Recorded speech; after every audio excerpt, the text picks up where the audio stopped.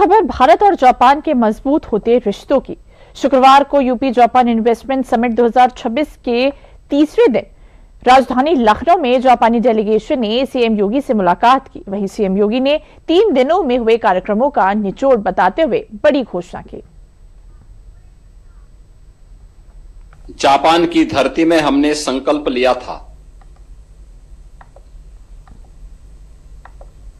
आज लखनऊ की धरती पर उसे हम एक साकार रूप लेते हुए देख रहे हैं।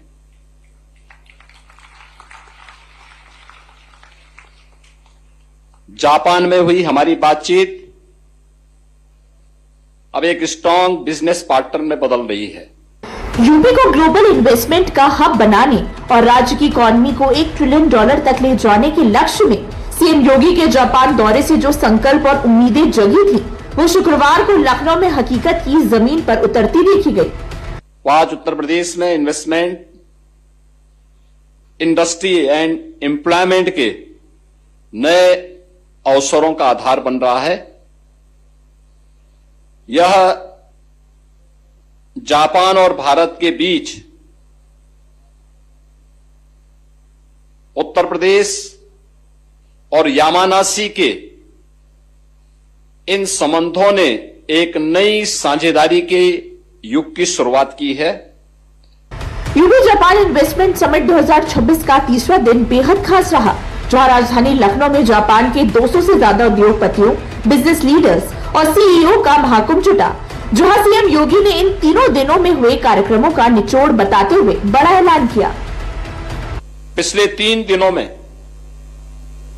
जापानी डेलीगेशन के प्रतिनिधियों के साथ हुई बातचीत में वर्किंग रिलेशनशिप को मजबूत करने, उत्तर प्रदेश की पॉलिसीज तथा बिजनेस एनवायरनमेंट को समझने और उसे बेहतर बनाने, तो उत्तर प्रदेश में इन्वेस्टमेंट के अवसरों पर एक विस्तृत चर्चा हुई। इन्वेस्ट यूपी में एक डेडिकेटेड यामानासी डेस्क स्थापित किया जाएगा, जो यामानासी सरकार वहां के उद्योगों और निवेशकों के लिए एक निरंतर समन्वय करेगा। सीएम योगी ने इस कार्यक्रम के दौरान जापानी सीईओ, बिजनेस लीडर्स को यूपी सरकार की ओर से पूरी सुरक्षा, पारदर्शी व्यवस्था और निवेश अनुकूल माहौल देने का वादा किया। वहीं इस कार्यक्रम से पहले यूपी जापान साझेदारी कार्यक्रमों के तहत सीएम योगी ने जापान और भारत के विद्यार्थियों से संवाद किया, जो कि दोनों देशों के युवाओं के बीच सांस्कृतिक और शैक्षणिक संबंधों को मजबूत करने की दिशा में बड़ा कदम माना जा रहा है। जापान के पास इंडस्ट्रियल एक्सीलेंस की एक असाधारण विरासत है और उत्तर प्रदेश के पास अपने युवाओं की एक ऊर्जावान पीढ़ी है, जो सीखने, सृजन करने और नेतृत्व करने के लिए पूरी तरह तैयार है। हमारा लक्ष्य है उत्तर प्रदेश के युवा ऐसी skill, precision and world culture सीखें जिसकी डिमांड टोक्यो से लेकर दुनिया के किसी भी एडवांस मैन्युफैक्चरिंग हब तक हो।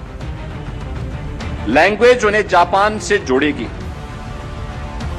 टेक्निकल स्किल उन्हें इंडस्ट्री से जोड़ेगी और जापानी वर्क कल्चर उन्हें ग्लोबल स्टैंडर्ड से जोड़ेगा। ग्लोबल कंपनीज ऐसी जगह की तलाश में है जहां रिजियंस हो, रिलायबिलिटी हो, ग्लोबल सप्लाई चेन के लिए डाइवर्सिफिकेशन हो और बड़े पैमाने पर ग्रोथ की क्षमता भी हो। उत्तर प्रदेश इन चारों आवश्यकताओं को पूरा करने की क्षमता रखता है। जहां एक तरफ जापान अपनी तकनीक और औद्योगिक अनुशासन के साथ आगे बढ़ेगा, वहीं दूसरी तरफ उत्तर प्रदेश के पास बड़ा बाजार और युवा मानव संसाधन तेजी से विकसित हो रहा है, जो एक बड़ा औद्योगिक आधार है। सबसे बड़ी बात, नई औद्योगिक इकाइयों के आने से स्थानीय स्तर पर रोजगार और छोटे कारोबार को मजबूती मिलेगी। इसलिए यूपी सरकार का फोकस जापानी निवेश को सीधे रोजगार वाले सेक्टर से जोड़ने का है, जहां युवाओं के लिए मौके हों। हमारी पार्टनरशिप की सफलता केवल बिलियंस ऑफ रुपीज के इन्वेस्टमेंट से नहीं नापी जाएगी। इसकी अगली सफलता मिलियंस ऑफ जॉब्स होगी, न्यू टेक्नोलॉजीज होगी, ग्लोबल प्रोडक्ट्स और आने वाली पीढ़ियों के लिए शेयर्ड प्रॉस्पेरिटी में दिखाई देगी। हमारा लक्ष्य है यूपी में बने प्रोडक्ट जापान सहित पूरी दुनिया के ग्लोबल मार्केट में अपनी पहचान बनाए। जापान हमारे लिए केवल इन्वेस्टर नहीं, को क्रिएटर है। हमारा लक्ष्य साथ मिलकर ग्रो करना और दुनिया के लिए वैल्यू क्रिएट करना चाहते हैं। यूपी समेत पूरे देश की बात करें तो भारत और जापान के बीच द्विपक्षीय व्यापार बीते कुछ सालों में कितना मजबूत हुआ है और फिलहाल दोनों देशों की व्यापार की ताकत कितनी बढ़ गई है, इसको भी जान लेते हैं।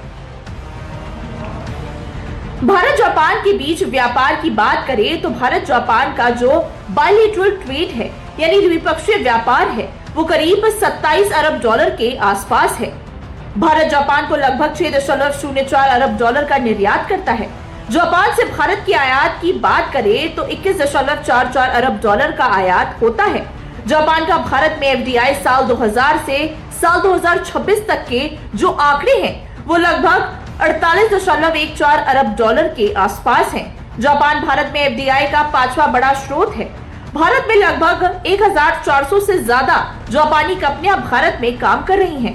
भारत में जापान के बिजनेस एस्टैब्लिशमेंट की बात करें तो लगभग 5000 से ज्यादा संख्या है।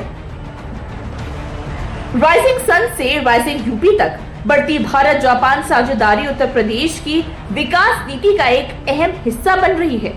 ये साझेदारी संभावनाओं के नए द्वार खोलेगी, युवाओं के लिए रोजगार और कौशल के नए अवसर पैदा करेगी और निवेश को बढ़ावा देगी।